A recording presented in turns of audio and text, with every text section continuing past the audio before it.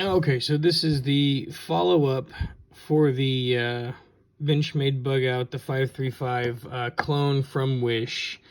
When I first got this, I didn't plan on doing a comparison video because I didn't want to spend $145 on a knife I wasn't particularly too interested in. So I just decided to purchase the knockoff version from Wish, and I didn't come into it with any real high expectations when I started using this. It's going on 3 weeks now. I was only gonna try to do these about a week in between, but sometimes I use a knife a lot, sometimes I don't. This last video I didn't use this one too often in the first week, so I just decided to keep going until I felt comfortable. But this knife from China, this knife I bought off Wish for I think a grand total of like $25. Shipping, handling for the knife, everything all included. Initial thoughts were that it was small, real lightweight, didn't have any good heft to it. I thought I wasn't gonna like it at all. It was not my first choice for knives that I would carry around on any regular basis. But I will say that this knife kind of changed my opinion. And while it's not a traditional Benchmade, it's still a very well-made knife for, being a clone. I use this for everything. It's the only knife I carried around with me. I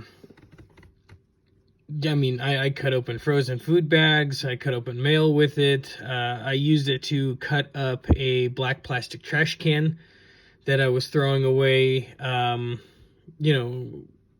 Paracord, obviously. I had to cut paracord all the time for no random reason whatsoever, just piles of chopped up paracord everywhere. I used it to shave some splinters down off of a bamboo chopstick, just checking it out.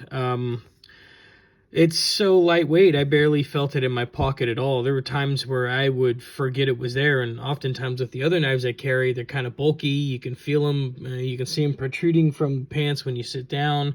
This one didn't have any of those problems. I would say this legitimately changed my mind on the types of knives I may be carrying around on a regular basis.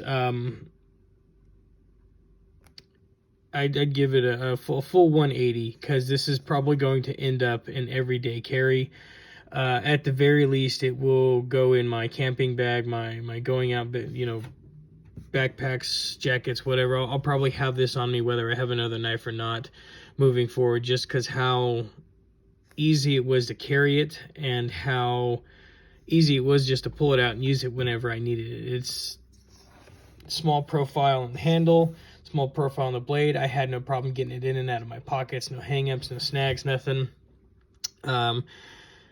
It's still solid. I mean, for being in my pocket every single day, out doing my rounds, doing my services, walking all over town, spraying houses, this thing is still sturdy as the day I got it. No cracks in the scales, no warping, no deforming.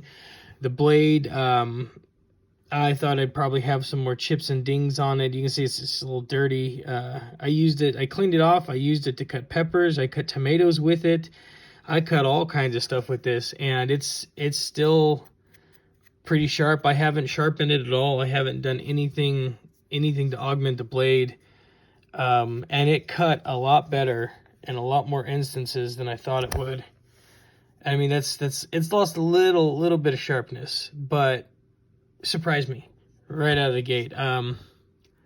Yeah, I would say if you're looking to buy a nice performing knife and you got $25 to spare and you've got a month to wait, I would buy this thing from Wish again, over and over again. It surprised the heck out of me. What really surprised me is the mechanisms. I mean, it's still a little stiff. There was a point when, probably about the 4th or 5th day I was using it regularly, it was really loose. Everything was loose, but I probably got some fuzz or lint in there from being in my pocket and sweating around with it. Yeah, just yeah, I gave it a, what, like a 5 out of 10 on the initial video, my initial response to this. And I would, for what this is, for what I was able to use it for, I would clear this out at like an 8 or 9 now. Totally changed my opinion on little knives and little things like this.